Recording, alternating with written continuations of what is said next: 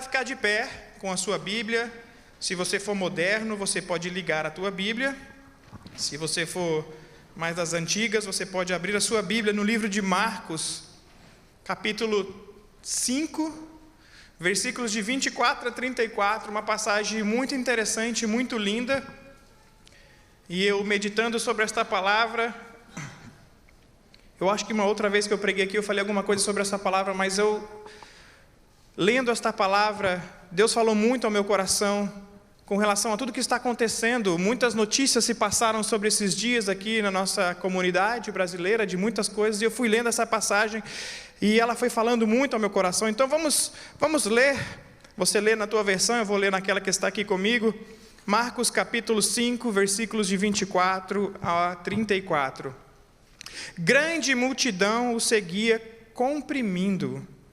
Aconteceu que certa mulher, que havia 12 anos vinha sofrendo de uma hemorragia e muito padecer à mão de vários médicos, tendo despendido tudo quanto possuía, sem contudo nada aproveitar, antes, pelo contrário, indo de mal a pior.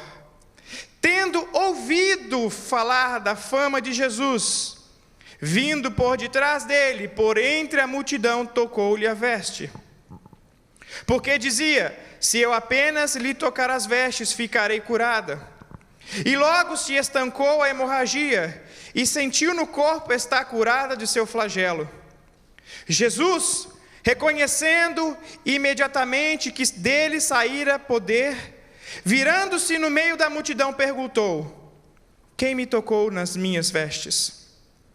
Responderam-lhe os discípulos: vês que a multidão te aperta e dizes quem lhe tocou? Ele, porém, olhava ao redor para ver quem fizera isto. Então a mulher, atemorizada e tremendo, consciente do que nela havia operado, veio, prostrou-se diante dele e declarou-lhe toda a verdade. E ele disse: filha, a tua fé te salvou, vai-te em paz, fica livre do teu mal. Senhor, mais uma vez eu quero me apresentar diante de Ti, Pai. Acabamos de ler a Tua palavra, acabamos de ler, Pai amado, uma passagem onde o milagre do Senhor foi operado, Jesus. Que nesta noite, Senhor Jesus, ao estudarmos, ao falarmos sobre este texto, Ele possa falar aos nossos corações, ó Pai.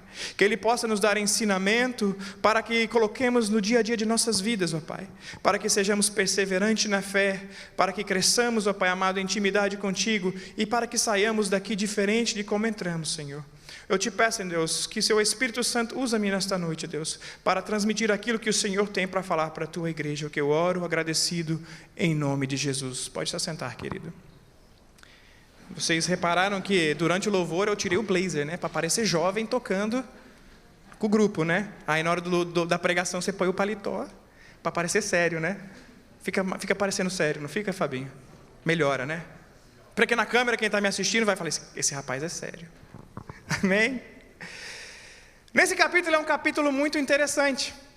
Marcos discorre nesse capítulo sobre um dos milagres mais bonitos que acontece na passagem da Bíblia, a minha visão, porque é onde alguém vai até Jesus e emana poder de Jesus para curar aquela pessoa, ao contrário de quando Jesus fala alguma coisa diretamente para aquelas muitas outras pessoas que foram curadas nos capítulos da Bíblia.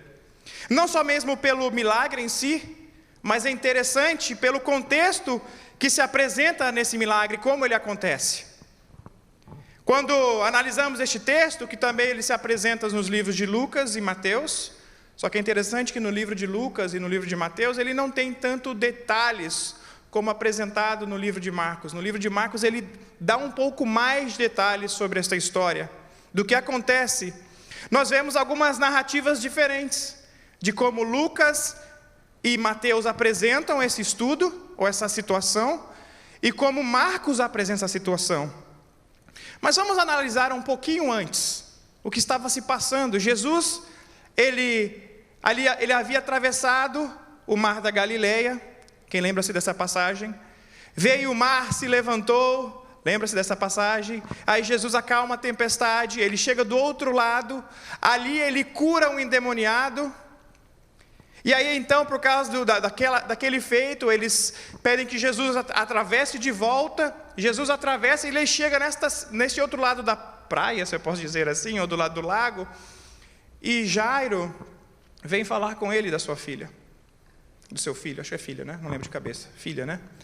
Que a sua filha está doente, à beira de morte. Então Jesus fala para Jairo: vamos então até a sua casa. E esta passagem da mulher do fluxo de sangue acontece entre o momento que Jesus desce do barco, depois de ter curado o endemoniado, expulsado os demônios, e recebido a mensagem do filho de Jairo. Então Jesus já estava predisposto a curar uma menina na onde ele estava indo, e no meio do caminho algo acontece.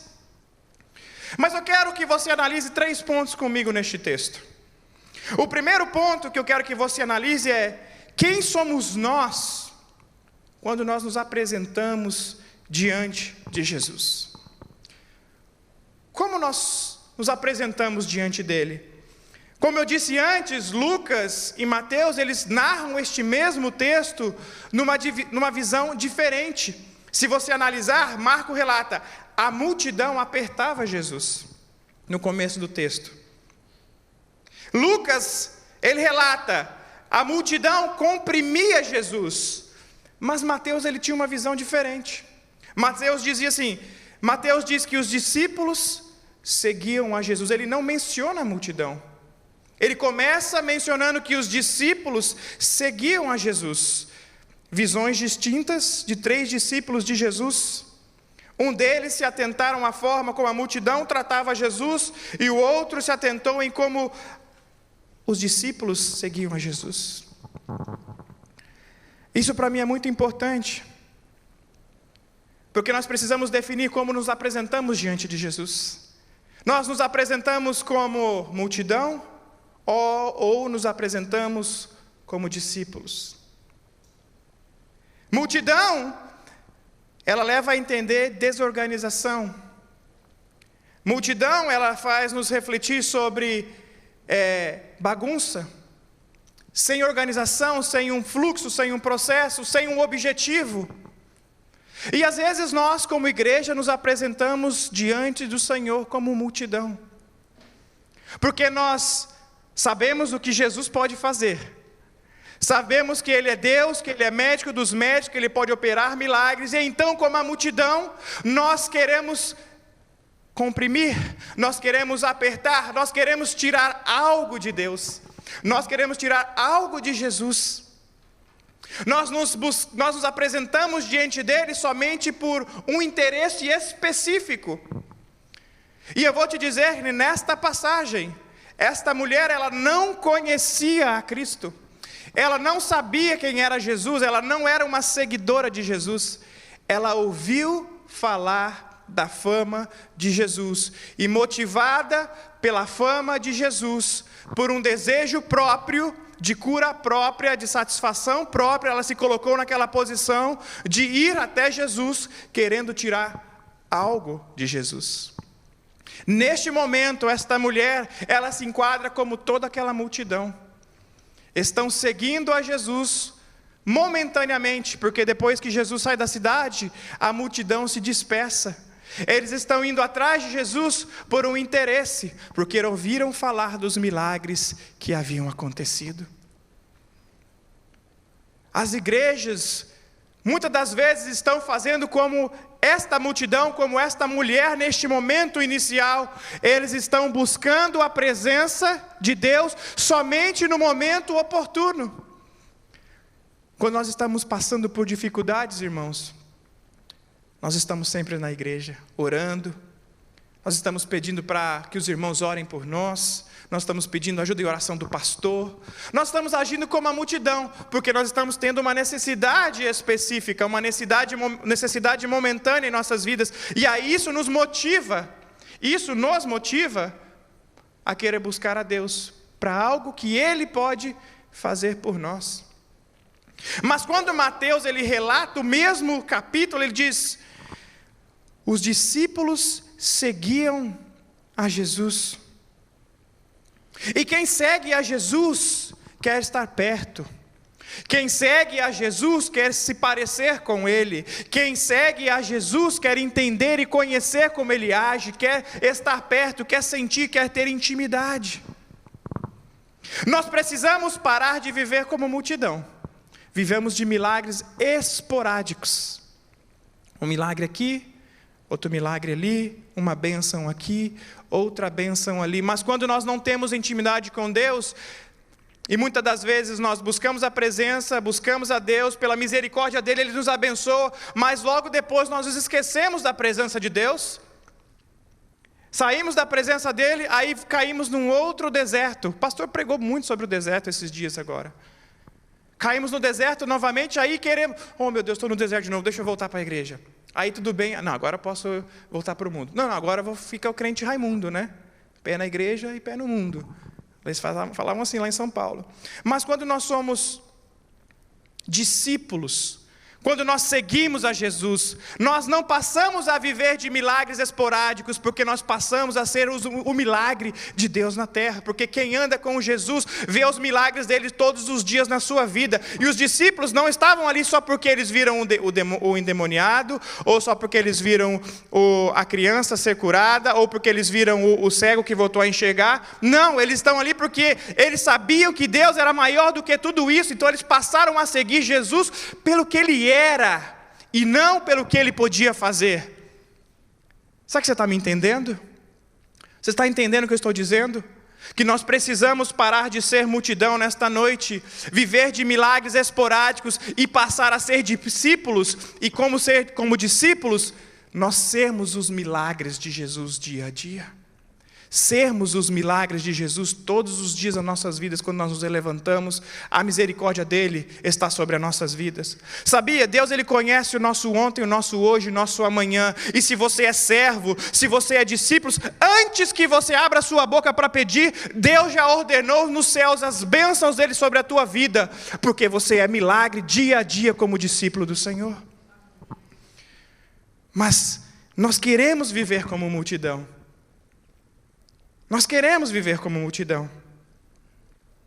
Queremos buscar a presença de Deus só quando ela nos beneficia em alguma coisa. Eu quero que você reflita nesta noite. Eu quero que você saia daqui se perguntando: quando Jesus olha para a minha vida, Ele enxerga a multidão ou Ele enxerga os discípulos? Se eu pudesse, tivesse tempo, poderia até me aprofundar. Poderia dizer, Ele me enxerga como multidão, como discípulo, ou Ele me enxerga como João, o amado, a quem Ele tinha intimidade para compartilhar coisas mais profundas do reino de Deus. Eu quero que você reflita isso. E eu nem entrei na questão da mulher do fluxo de sangue ainda, e eu já estou tirando para vocês um ensinamento que essa palavra nos dá, de que para ver o milagre de Deus acontecer todos os dias das nossas vidas, nós temos que ter a visão de Mateus.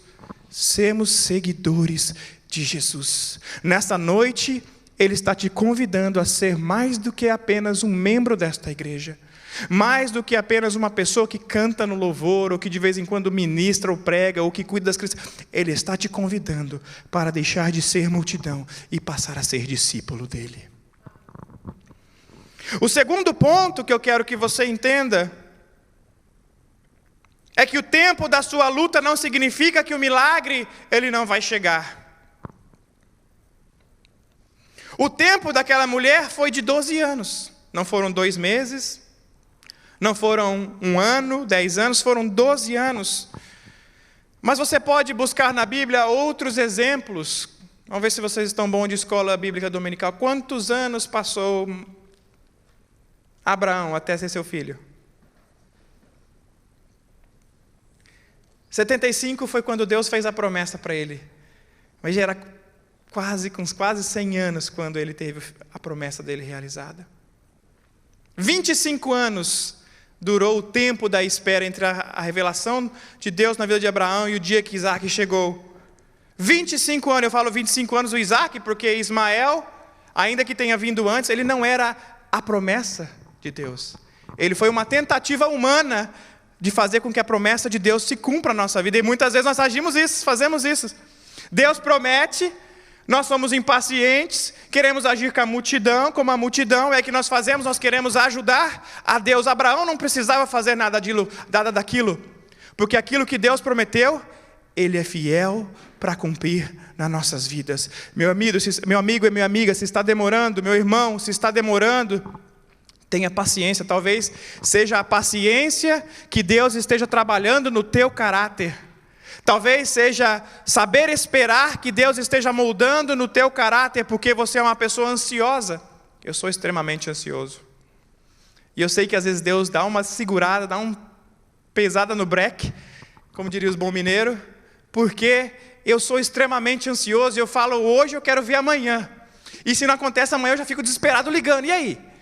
Quer ver um negócio, me deixar bravo, é comprar no Amazon alguma coisa que fala vai chegar em 2 dias e não chega.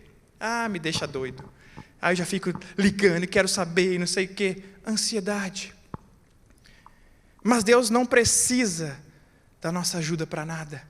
Ele é, como nós cantamos, Ele é o grande eu sou. Ele é aquele que faz conforme o tempo, conforme a vontade, quando, como e usando quem Ele quiser para nos abençoar. Tem gente esperando o milagre, achando que o céu vai se abrir, o anjo vai descer, a trombeta vai tocar, e quando Deus está agindo bem simplesmente, usando o irmão do lado para falar para ele a palavra que Deus tem na vida dele. E nós precisamos estar atentos a ouvir esta voz, porque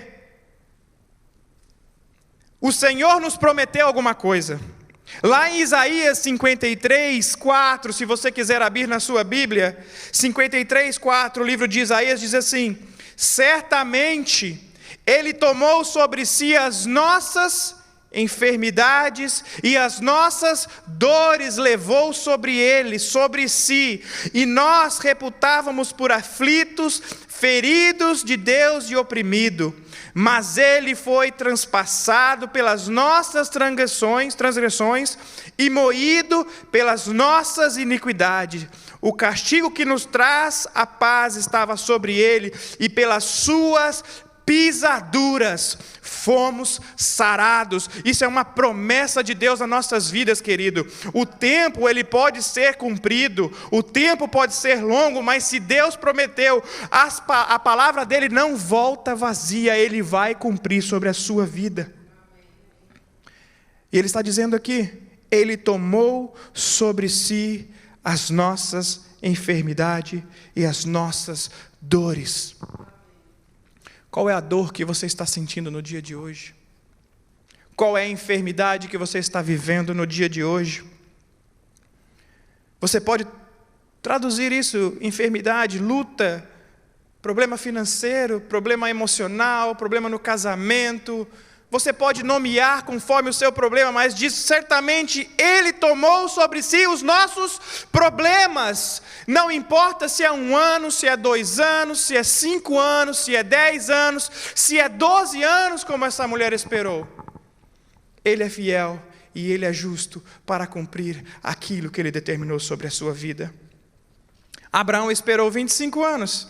Quem aqui teria paciência de esperar 25 anos? Quantas mães que não conseguem engravidar e passam anos tentando, talvez mais do que 20 anos tentando. Quanto tempo na minha família, na família da minha esposa, nós oramos pela conversão dos pais dela. Anos e anos, a ponto de às vezes acharmos, não tem mais jeito. Mas para Deus tudo é possível, porque tudo é possível para aquele que nele crê. E nós oramos e hoje eles são servos do Senhor. A minha esposa conta que quando ela se converteu, ela estava naquele primeiro amor, era louvor o dia inteiro, né? Pegava o radinho, aqueles radinhos bem antigos, lembra daquele radinho antigo aqui no interior de Minas Gerais? É radinho de pilha, né? Que você sintonizava, você tinha uma antenona desse tamanho com um bombril na ponta, para o sinal ficar bom. E botava na rádio gospel para escutar os louvores. Aí, na época, estava naquela moda do faz chover. Acho que era isso. E aí o irmão dela, marido dela sou eu. O irmão dela chegava em casa e falava assim para ela: Mas que essa chuva toda vai inundar essa casa, não aguento mais escutar isso.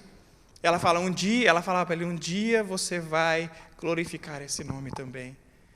E o tempo passou, nós nos casamos, e ela continuou orando pela sua família. Hoje o irmão dela é presbítero na igreja onde ela frequentava, porque Deus cumpriu aquilo que ele havia prometido, porque ele diz que eu e minha casa serviremos ao Senhor. Então nós temos que ser fiel na palavra de Deus. A palavra de Deus, quando é dita, ela não volta atrás. Você tem que agarrar, tomar por fé e crer. Porque o Senhor, Ele vai fazer conforme Ele disse na sua palavra. E nós vimos isso acontecer. Nós vimos ele ser convertido. Nós vimos a mãe dela ser batizada. Nós vimos o pai dela aceitando a Cristo. Nós vimos a transformação de uma família através de uma pessoa que se colocou em posição de adoração. Choveu, inundou, transbordou aquela casa da presença do Senhor. 12 anos aquela mulher viveu com sua enfermidade. Ela tentou de tudo para ser curada, buscou ajuda com os médicos, gastou tudo o que tinha e o que não tinha para tentar pessoalmente resolver o seu problema. E aqui eu quero abrir um parêntese muito importante. Enquanto nós temos forças, nós temos que crer, colocar nas mãos de Deus, mas foi Deus que deu sabedoria ao médico. Foi Deus que criou a medicina. Enquanto nós pudermos e tivermos força, nós temos sim que buscar os recursos que Deus coloca aos nossos alcances para que o milagre dele seja também operado. Quem disse que o milagre de Deus não pode vir através da mão de um médico? Uma operação bem sucedida, um remédio bem aplicado? Lógico que pode. Lógico que pode. Eu creio que a medicina é do Senhor, porque senão ele não seria chamado de médico dos médicos. Senão ele não seria chamado de médico dos médicos. Mas nós precisamos entender que existe um momento, como aconteceu com essa mulher, onde tudo já havia sido tentado. Ela gastou todos os recursos e nada adiantou.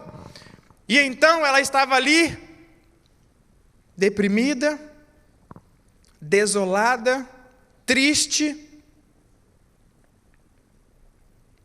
não sabia mais o que fazer. Não sabia mais aonde recorrer. E então ela ouve dizer da fama de Jesus. Ela ouve dizer que esse Jesus ele cura. Talvez ela ouviu dizer que passando Jesus por Gadara, eu acho que é assim que pronuncia, ele expulsou uma legião de demônios daquele menino. Talvez ela ouviu dizer que esse Jesus estava num barco e uma tempestade se acalmou. Talvez ela ouviu dizer de tantos outros milagres que Jesus havia operado, e isso motivou o coração dela, em primeiro momento, a dizer: eu preciso chegar neste Jesus, porque Ele pode me dar algo que os médicos não puderam me dar. Ele pode fazer algo que os médicos não puderam fazer. Ele pode talvez me curar. E ela disse: eu somente tocar a orla de suas vestes. Está lá em Marcos. Não, em Marcos foi o que a gente leu, acho que está em Lucas que ele fala assim. Se eu somente tocar a orla de suas vestes, eu serei curada. O problema que nós vivemos hoje é que nós não entendemos o ciclo completo do Senhor. Nós não entendemos o que Deus quer fazer na nossa vida. Deus não quer que você viva de bênçãos incompletas. Porque quando nós lemos a passagem, diz que quando ela tocou na orla, imediatamente o sangue se estancou. Se estancou, não quer dizer que foi resolvido. Porque faltava algo, aquela mulher tocou em Jesus, Jesus não esperava, apesar que Jesus sabe de todas as coisas, mas naquela circunstância ele não esperava ser tocado e sair dele poder. Talvez Jesus ali munido da unção para curar a filha de Jairo, vem alguém, toca e dele sai poder, e alguém ali é curada de algum problema momentâneo. Então Jesus ele olha e fala: quem me tocou?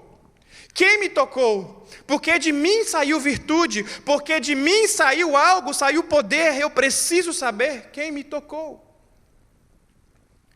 Quem me tocou? Jesus está indagando quem me tocou, as pessoas olhando uma para as outras. Mas, Jesus, como vamos dizer quem te tocou? Como vamos falar quem te tocou? Olha a multidão te comprimindo, te apertando. Muitos estão te tocando neste momento. Mas ele falou, alguém me tocou de forma diferente. Quantos nesta noite querem tocar a orla de Jesus de forma diferente? A multidão estava comprimindo e apertando, mas alguém tocou a Jesus de forma diferente. De forma que emanou de Jesus poder e virtude. E Jesus então, dizendo, quem me tocou? Quem me tocou? Porque Jesus queria fazer o milagre por completo na vida dela. Jesus não queria que ela saísse dali somente com o sangue estancado, e talvez mais à frente isso voltasse. Jesus queria fazer a obra completa, porque Jesus sabe que sem arrependimento, sem humilhação, sem exaltar e reconhecer o nome dEle como o Senhor e Salvador, na nossa vida tudo é momentâneo. Então por isso Jesus estava indagando, quem me tocou? Jesus está perguntando nesta noite quem tocou a orla da veste dele, porque ele diz assim, que quando ela, entendendo o que havia se passado, reconheceu a soberania de Deus, com temor e tremor se apresentou diante dele e disse-lhe o que havia acontecido. E aí então Deus, através de Jesus, então Jesus diz, filha, vai-te em paz, a tua fé te salvou, seja curada do açoite do teu mal. Olha só a palavra que Jesus dá para ela. Quando ela tocou, o sangue estancou. É palavra difícil. Quando ela toca em Jesus, o sangue se estanca. Mas o milagre não é completo. Mas quando ela se arrepende, quando se apresenta na presença de Jesus e reconhece o poder e a majestade dele, o Senhor então diz, a tua fé te salvou, seja curada. Agora Jesus declara, agora você está sendo curada por completa. Tocar na minha orla fez somente o seu sangue parar de fluir, a enfermidade cessar por um momento, mas agora porque me reconheces como Senhor e Salvador, porque tem temor e tremor diante de mim, e se apresentou em humilhação diante de mim, então eu digo, vai em paz e seja curada. Jesus está querendo que nós nos apresentemos, que nos apresentemos diante dele, como essa mulher fez, com fé, reconhecendo que Ele é o único que pode operar milagres em nossas vidas. Nós não temos o poder para nada, Ele tem o poder para tudo. Que quando nós nos apresentamos diante dEle, com temor e tremor, é quando então Ele nos diz, filho, filha, o teu casamento está restaurado, as tuas finanças serão convertidas, a sua situação A vai ser transformada, a situação B vai ser transformada, mas enquanto nós não reconhecemos a soberania de Deus e não entregamos na mão dele o controle, porque basicamente o que essa mulher está fazendo neste momento é, Deus, eu toquei na tua veste sim, mas agora estou devolvendo nas tuas mãos o controle sobre a minha vida. Então ele diz, porque eu tenho o controle, eu digo a você, você está curada. E eu quero dizer para você, apresenta nas mãos de Deus a tua vida, deixa Ele controlar a sua situação, e então você vai ver Deus dizer para você, porque você deixou nas minhas mãos, eu vou operar um milagre na sua vida. Deus faz milagres. Eu já testemunhei aqui uma vez, e vou contar mais uma vez esse testemunho para quem não estava. Quando eu cheguei nos Estados Unidos em 2012, 2014, eu vim para Houston. Eles me colocaram em uma posição na empresa, e eu estava feliz porque era algo que eu tinha planejado, algo que eu tinha sonhado. E em 2014 para aqueles que moram em Houston e se lembram, foi o ano que começou a crise do petróleo. O ano mais forte da crise do petróleo. E eu lembro que naquele dia, o meu chefe chegou a mim e disse, Diego, é o seguinte, a situação está complicada, o petróleo está muito baixo, nós vamos ter que fazer modificações, layoff, Então eu quero que você se prepare. Para um bom entendedor, meia palavra basta, né? Ele disse para mim, se prepare. Possivelmente seu nome está na lista. Ele não falou com essas palavras, mas ele foi muito delicado na forma de falar. Ele disse, se prepare. Eu quero que você se prepare. Naquele momento, irmãos, eu fechei a porta do escritório, depois que ele saiu, eu simplesmente me ajoelhei no canto daquela sala, e é tudo de vidro minha sala, não estava nem aí quem estava vendo. Me ajoelhei diante daquela situação, diante de Deus, e comecei a orar, e comecei a apresentar diante de Deus, Deus, foi o Senhor que me colocou aqui nesta nação. Eu não pedi para vir, foi o Senhor que me trouxe e me colocou nesta nação. Se é plano do Senhor que eu volte, eu sei que o Senhor vai cuidar de todas as coisas, mas se não é plano do Senhor que eu vá embora, que o Senhor tem planos para mim continuar aqui ainda, para que eu continue aqui ainda, o Senhor fale comigo agora, neste momento, fale no meu coração, faça alguma coisa, faça eu entender que o Senhor está no controle desta situação, que não é o homem que vai ditar o meu futuro nesta nação. Eu orei desta forma, queridos. Eu orei exatamente desta forma. E aí, meu telefone toca. Do outro lado, um paquistanês. Nunca vi na vida. Falei com esse homem só esta vez a vida inteira. 2014 mesmo. Comecinho de 2014. Isso foi mais ou menos no final do ano de 2014. Começo de 2014, nós fizemos um evento aqui e trouxemos um pregador, quando eu estava na outra igreja. E esse pregador foi muito abençoado, usado por Deus. E ele veio, pregou e foi embora. E aí ele... No caminho de ir embora, ele passou em Dallas e lá ele encontrou com esse paquistanês, que é um pastor de missões lá no Paquistão e tal. E ele falou de mim para esse rapaz e deu meu telefone. Falou, quando você tiver uma oportunidade, liga para o Diego, conversa com ele, talvez, quem sabe, existe uma oportunidade de você estar aqui na igreja com ele e tal. E aí, isso foi mais ou menos em fevereiro. Isso que eu te contei da situação do emprego foi lá para setembro, outubro. Ou seja, fazia 6 meses que aquele homem tinha meu telefone, ele nunca havia me ligado. Naquele dia ele me liga. E ele fala, Diego, eu não sei porquê, mas Deus me incomodou de te ligar. Eu falei, irmão, amém, tal. Eu achando que ele ia falar sobre marcar uma data com a gente. Ele falou assim, eu quero te ligar. Eu liguei só para te dizer isso. Eu não sei se a gente vai se falar novamente, mas eu estou com o seu número faz uns 6 meses, eu liguei para te falar o seguinte, Deus mandou te dizer assim, que é Ele que te colocou neste lugar, e não vai ser palavra de homem algum, que vai mudar a tua história aonde Deus te colocou. Aquele homem falou aquilo para mim, e eu tinha acabado de orar, falando, Deus, que não seja palavra de homem, e esse homem que nunca havia falado comigo, de outra nação, pegou meu telefone com alguém, me liga, imediatamente depois disso, me diz isso. Eu saí dali alegre na presença de Deus, mas preocupado, que o homem é assim, né? A gente fica feliz, mas peraí, a gente fica se segurando. E naquela noite fomos orar no monte. Gente, tem monte em Houston. É um monte de terra ajuntada, assim que a gente chama de monte. Que a gente foi orar. A gente foi orar naquele lugar, monte, orar em casa não tem diferença nenhuma, foi só uma simbologia. A gente foi orar naquele lugar. E então, eu creio, irmãos, que Deus deu um sinal para a gente naquela noite. Eu vi a lua assim, tinha como um grande círculo em volta, e eu orando a Deus, e Deus ministrando no nosso coração, e me deu paz. E eu fui embora para casa. Levantei, geralmente eu chego cedo no serviço. Eu cheguei na sala do meu serviço, de onde eu trabalhava. Eu entrei na minha sala, meu chefe estava sentado lá. Eu falei, meu Deus, 7h30 da manhã, meu chefe na minha sala quebrou as pernas. Agora, onde que eu assino? Falei, você manda embora. Meu chefe vira para mim e fala assim, Diego, com quem você falou no dia de ontem? Eu falei, eu não falei com ninguém. Não é impossível, você falou com alguém.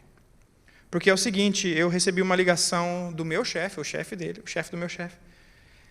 E eles estão fazendo uma modificação nos Estados Unidos, na toda a parte de cybersecurity, que era que eu trabalhava. E eles querem fazer toda uma questão no corporate da empresa, e eles têm uma vaga. E eles falaram que eles querem você para liderar aquele programa. Eu falei, mas espera aí, como assim? Não sei. Isso aconteceu ontem, entre aquela nossa conversa e hoje de manhã. Queridos, Deus, quando Ele está no controle, eu não sei se você está entendendo o que eu quero dizer para você, mas quando Deus está no controle, o homem ele vai se levantar. O inimigo ele pode se levantar, ele pode tentar te derrubar, mas se Deus ele fez uma promessa, como fez na vida de muitos que estão na Bíblia, não existe palavra de homem que vai tirar a promessa de Deus da sua vida. Foi Deus que me colocou aqui e foi Deus que tem me sustentado. Se um dia Deus quiser me levar de volta, Ele vai me levar e eu não vou brigar contra isso. Mas enquanto for os planos de Deus que eu permaneça aqui, eu vou continuar fazendo a vontade dEle. E você precisa saber que para que a sua fé te salve, para que você vá em paz, você precisa se apresentar diante de Deus. E eu coloquei na mão de Deus naquele momento. Eu me ajoelhei e disse: Deus, foi o Senhor que me colocou aqui, foi o Senhor que me trouxe. Se for da sua vontade de voltar, eu volto, mas se não for, faz alguma coisa para que eu receba que homem nenhum vai transformar a minha situação nessa terra. E sabe o que aconteceu? Aquele homem me ligou. Depois eu fui promovido, de ser demitido, eu fui promovido, porque Deus honra quem se humilha na presença dEle. Aquela mulher achava que iria sair apenas com o sangue estancado, mas quando ela se curvou diante de Deus, ela saiu com uma bênção completa. Eu tenho certeza que a vida dela foi transformada depois disso. A Bíblia não relata mais sobre ela, mas eu tenho certeza que a vida dela nunca mais foi a mesma. Deus está dizendo para você: filho, se apresente diante de mim, reconheça a minha soberania, tenha temor e tremor, e você saiba que o Senhor irá declarar sobre a sua vida: a tua fé te salvou. E para terminar, queridos, o terceiro ponto, e para mim muito importante, são que nós não devemos nos preocupar com as barreiras que vão se estabelecer entre nós e o milagre de Deus. Aquela mulher, ela tinha uma doença, vamos dizer assim, um problema físico, uma hemorragia constante, um fluxo de sangue, que segundo a tradição judaica, a colocava numa posição inferior às outras pessoas. Lá em Levíticos 15, capítulo 15, versículo de 25 a 27, explica muito bem como a lei judaica tratava esse tipo de pessoa. Dizia assim: também a mulher, quando manar fluxo do seu sangue, por muitos dias fora do tempo de sua menstruação, ou quando tiver fluxo de sangue por mais tempo do que o costumado, todos os dias será imunda, como nos dias da sua menstruação. Toda cama que se deitar durante os dias do seu fluxo lhe será como a cama da sua menstruação, e toda coisa que se assentar será imunda, conforme a impureza da sua menstruação.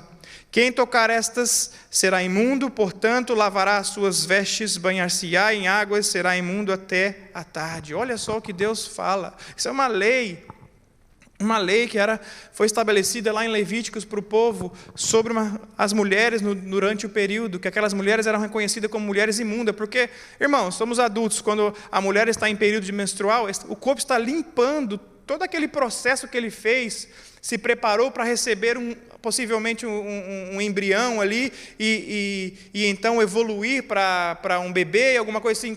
Quando esse processo não acontece, do embrião chegar, o corpo limpa aquilo, expele toda aquela mistura de um monte de coisa ali, com aquele fluxo. Então as mulheres eram reconhecidas como imundas durante o período. Elas eram imundas diante a lei judaica. Então aquela mulher havia 12 anos. Havia 12 anos que as pessoas olhavam para ela e olhavam para ela e olhavam para a cara. Imunda. 12 anos olhando para a cara dela e diminuindo-a. 12 anos as pessoas não querendo ter contato com ela. Talvez as reuniões de família ela não podia participar. Talvez os eventos públicos ela não podia participar porque estava reclusa dentro da sua imundície, conforme a lei judaica. Mas aquela mulher, ela entendeu que por causa da sua enfermidade, ela teria que fazer alguma coisa extraordinária. Ela teria que enfrentar algo maior do que ela teria que enfrentar a sua vergonha, ela teria que enfrentar o seu sentimento de ser desprezada, de ser ignorada, para poder chegar até o Mestre. E entre aquela mulher e Jesus havia uma grande multidão. E entre aquela mulher e a sua cura existia uma grande multidão. Entre você e o seu milagre, muitas das vezes vai existir uma multidão. Vai existir pessoas dizendo que você não vai conseguir. Vai existir pessoas dizendo que você não vai alcançar. Vai existir pessoas dizendo que se você fizer, você vai falhar. Vai existir pessoas dizendo para você nem tentar. Essas são as multidões que se levantam nas nossas vidas. Vão existir diagnósticos médicos que vão querer te desanimar. Vão existir situações do trabalho que vão querer te fazer desanimar. Entre você e o seu objetivo, entre você e o seu milagre, você e a sua cura, você e aquilo que Deus tem para a tua vida, muitas das vezes você vai encontrar no meio a multidão. A muralha que separava o povo da terra prometida. A muralha que separava o povo da terra que emanava leite e mel. Mas aquela mulher, ela não se preocupou com isso. Talvez ela tenha pensado muito. Jesus, ele curou lá, ele fez isso, ele fez aquilo. Ela não conhecia Jesus por quem ele era, mas de ouvir falar. Mas ela entendeu que ela precisava tomar um passo. E eu chamo esse passo de um passo de fé. Um passo... Quem já assistiu Indiana Jones aqui? Acho que todo mundo já assistiu Indiana Jones, né? Quem lembra quando ele estava no templo, que ele ia pegar o cálice, lembra que ele tinha que buscar o cálice? E aí ele tinha que passar num lugar que era como se uma ponte invisível, e ele não sabia onde botava o pé. E ele dá o primeiro passo assim, e ele dá o pé, ele põe o pé e ele está numa ponte invisível. Aí depois ele joga areia, ele consegue ver. Muitas das vezes nas nossas vidas nós teremos que agir dessa maneira. Nós teremos que dar um passo, sabendo que muitas das vezes não vai ter nada ali para nós pisarmos, mas porque nós cremos em Deus, Deus cria alguma coisa para sustentar os nossos pés. E aquela mulher sabia que ela precisava dar um passo desse. Ela precisava ir em direção a algo que ela nunca tinha feito antes, enfrentar a multidão, enfrentar o preconceito, enfrentar os xingamentos, enfrentar a rebelião do povo contra ela, dizendo: sai daqui, imunda, você não pode estar aqui. Mas ela não se preocupou, não. Ela disse: eu tenho um objetivo e eu não vou parar no meio do caminho. Tem muita gente que até sai para enfrentar a multidão, mas no meio do caminho, pelo tamanho da multidão, pelo tamanho do gigante, lembra do exército de Israel? Quando viu o gigante Golias, o que eles fizeram? Eles temeram, mas existia um que não temeu, que foi o grande Davi, grande em nome, pequeno de estatura, não temeu e foi adiante lutar contra aquele gigante. Essa mulher, ela não temeu o tamanho da multidão, e tem gente hoje, nesta noite, que está com medo de sair lá fora e enfrentar uma situação que tem que ser resolvida, porque está com medo do gigante, está com medo da situação, está com medo do que vão falar ou do que vão pensar sobre ela, sobre ele. E Deus está dizendo para você: se você quer ver o resultado do outro lado, você vai ter que passar pela multidão. Se você quer chegar no oásis, meu irmão, você vai ter que passar pelo deserto. Ninguém chega no oásis se não atravessar o deserto, porque o oásis está no meio do deserto. Oásis é algo que é criado no meio do deserto. Então você precisa passar pelo momento de aridez até chegar aonde está o manancial de água. Você precisa enfrentar a multidão para poder chegar aonde está Jesus. Você precisa atravessar a muralha para chegar na terra que emana leite e mel. Então, não tema o tamanho da muralha, não tema o tamanho da multidão ou o que eles vão dizer para você nessa trajetória até chegar lá. Porque se você tiver fé, se você tiver perseverança e você crer que Deus vai realmente transformar a sua vida, mas baseado naquilo que nós falamos no começo, como seguidor e discípulo, não importa a multidão, não importa o chefe que vai dizer que você vai ser mandado embora, não importa quem dizer que você nunca vai vencer nesta terra, não importa dizer que você nunca vai conquistar isso ou aquilo, porque Deus já estabeleceu lá na frente, como eu disse, que Ele tomou sobre si todas as nossas dores e levou sobre si todas as nossas enfermidades, porque pelas suas pisaduras nós fomos sarados. Já é uma promessa. Então você sai da sua casa hoje, você sai da igreja hoje, sabendo que tem uma multidão lá fora, mas já com a certeza do que Isaías escreve, que Deus já declarou sobre nós a sua vitória. E ela foi, ela enfrentou aquela multidão.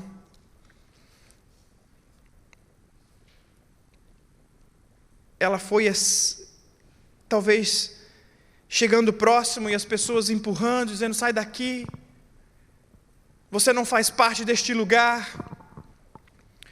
E aquela mulher talvez não conseguia alcançar a Jesus. Imagina um monte de homens, mulheres, crianças, todo mundo aglomerado, todo mundo junto. Se for todo mundo do tamanho do Cristiano, assim, é mais difícil ainda de passar, né? Porque aí não vai ter espaço. Mas imagina você tentando passar no meio da multidão, você não consegue. E aí ela faz algo. Diz a palavra de Deus que, indo por detrás, tocou na orla do manto de Jesus. Eu quero que você entenda algo sobrenatural dessa palavra. Para que saia poder de Jesus, não basta apenas tocar na presença, tocar nas orlas deles, na orla da veste. Para que saia poder de Jesus, não adianta só você tocar em Jesus. Muitos ali estavam tocando. Mas aquela mulher, numa atitude de fé, ela se humilhou, porque ela foi por baixo. E quando nós reconhecemos que Deus é maior do que nós, e nós nos colocamos abaixo dele, isso aqui é algo profético, queridos. Quando nós nos colocamos abaixo, dizendo que nós não somos nada, porque aquela mulher, ela foi por baixo. A palavra de Deus diz que ela tocou na orla. Para tocar na orla, meu irmão, ninguém toca na orla por cima. Para tocar na orla, você tem que ajoelhar. Para tocar na orla, você tem que se humilhar. E quando nós nos ajoelhamos, nos humilhamos na presença de Deus, e nós então tocamos no Senhor, é quando o poder dele emana e faz o que tem que ser feito nas nossas vidas. Tem muita gente querendo tocar em Jesus de qualquer forma, mas, querido, se você orar de qualquer forma, não vai adiantar. Se você jejuar de qualquer forma, não vai adiantar. Mas se você adorar, se prostrar, se humilhar, se quebrantar na presença dele, como essa mulher fez, ela tocou na orla. Para tocar na orla tem que ir por baixo. Ela se humilhou, e então, se você fizer o mesmo no seu jejum, na sua adoração, na sua oração, mas com humilhação, com intimidade, então Jesus vai escutar e vai deixar emanar poder da vida dele sobre a sua, porque ele veio para isso. Ele veio para isso. Quantos ali tocavam Jesus e nada aconteceu? Quantos? Quantos? Mas uma pessoa, uma mulher, por se humilhar, por crer que Deus podia mudar a tua história, e por depois se arrepender, reconhecer a soberania de Deus, se apresentar diante dele, dizendo tudo o que havia acontecido, porque diz a palavra que ela contou tudo o que lhe passara. Ou seja, ela teve que dizer na frente de todo mundo qual era a vergonha que ela tinha. Ela teve que declarar na frente de todo mundo: Senhor, sim, eu toquei nas suas vestes, eu tinha um fluxo de sangue. Isso automaticamente as pessoas, opa! Mas quando eu toquei, emanou o poder e estancou-se o sangue. Quando essa mulher fez isso, reconheceu o poder de Jesus, então ele confirmou aquilo que ele já havia começado na vida dela. Porque a palavra de Deus diz que a boa obra que ele começou, ainda ele não terminou na nossa vida, querido. Então nós precisamos continuar dia a dia, nos humilhando na presença dele, porque a obra que ele começou na nossa vida, ainda não terminou. E todos os dias nós temos que renovar as nossas esperanças no Senhor, dizendo: Deus, todo dia eu quero tocar nas tuas vestes, porque todos os dias eu quero sentir da tua glória, da sua misericórdia sobre a minha vida. Todos os dias eu quero ver emanar de ti, Pai amado, a tua glória sobre a minha casa. E, querido, eu não estou falando de bênçãos materiais.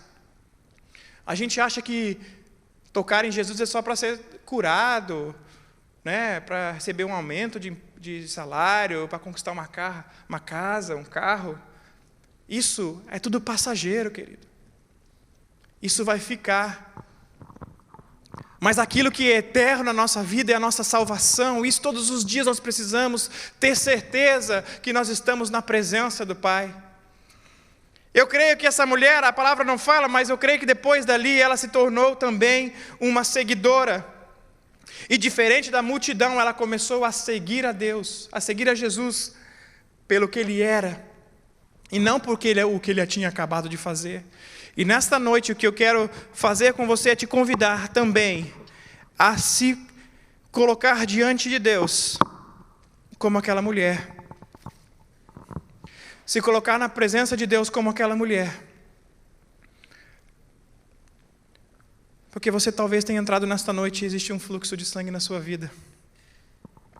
Talvez você tenha chegado aqui nesta noite e existe um fluxo de sangue acontecendo no seu lar, no seu casamento, na sua saúde, na saúde de alguém da sua família, dos seus familiares, na situação do seu emprego. Eu não te conheço, querido, na intimidade. Nós nos conhecemos de estarmos aqui na igreja, de estarmos juntos em algumas momentos de comunhão. Mas o Senhor conhece o teu coração. O Senhor conhece a tua intimidade, conhece o que se passa no teu eu agora, neste momento. E talvez você entrou aqui nesta noite com um sentimento como o desta mulher, com um sentimento de que está demorando muito, Deus, para as coisas acontecerem na minha vida. Está demorando muito, Deus, para ver o milagre acontecer. Está demorando muito a cura chegar na minha casa. Está demorando muito meu filho voltar para casa. Está demorando muito minha filha retornar. Está demorando muito, Pai amado, meu casamento ser restaurado. Está demorando muito, Deus, algo está demorando muito. E você está clamando, e você está buscando, e você está pedindo, e você está falando: Deus, ouve o meu clamor. E Jesus está dizendo: nesta noite eu quero que você toque a orla das minhas vestes.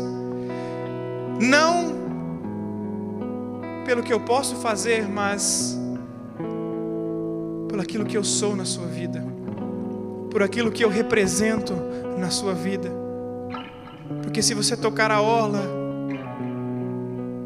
em sinal de humilhação, em sinal de adoração, Ele é fiel e justo para transformar a tua história, querido.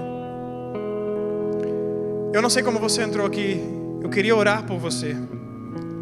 Talvez você esteja passando por este momento de angústia, esse momento de luta, de desespero, de tristeza, de desânimo. Talvez a multidão seja grande aí fora e você está com medo de enfrentar. Talvez as pessoas estão dizendo que você não vai conseguir, que você não vai alcançar, que você não vai chegar lá. Eu quero orar por você. Talvez você até conheça Jesus pelo que Ele faz, mas você nunca se apresentou diante dele dizendo: Deus, como aquela mulher, eu quero reconhecer a sua soberania nesta noite, pelo que o Senhor é. Eu quero orar por você. Eu não sei se você está aqui. Deus conhece o teu coração. Mas como aquela mulher, ela deu um passo de fé, ela saiu da sua casa, ela enfrentou a multidão e ela chegou até a presença do Pai. Eu quero que você dê um passo de fé e você venha aqui à frente para nós orarmos por você. Isso é passo de fé. É passo de fé. Eu não estou prometendo aqui nenhuma riqueza, não estou prometendo nada aqui, porque nem tenho poder, nem tenho audácia para isso, mas eu quero orar para que Deus e a soberania dele seja sobre a sua vida. Isso é um passo de fé. Eu não vou me demorar muito, querido. Se você quer receber uma oração, quer ser ministrado, tenha coragem de dar um passo de fé. Um passo de fé. Um dia eu dei um passo de fé na minha vida. Eu posso dizer que eu tenho colhido até hoje, todos os dias, as misericórdias do Senhor sobre a minha casa. E se você tem essa coragem de dar este passo de fé nesta noite, vem aqui à frente, como a irmã fez, para que Deus possa confirmar, para que Deus possa trabalhar, para que Deus possa restaurar, para que Deus possa sustentar, para que Deus possa transformar a tua história, a tua situação. O Senhor está aqui, e Ele está convidando homens e mulheres de fé, que não estão se importando com a multidão lá fora, mas simplesmente querem se apresentar diante dEle, dizendo: Deus, eis-me aqui, nesta noite, eu preciso do Teu clamor, eu preciso das Tuas mãos, eu preciso de Ti, Jesus, porque eu, sozinho já não consigo mais. Permita-me, ó Deus, tocar nas vestes, nas orlas das Tuas vestes, para ver, ó Pai.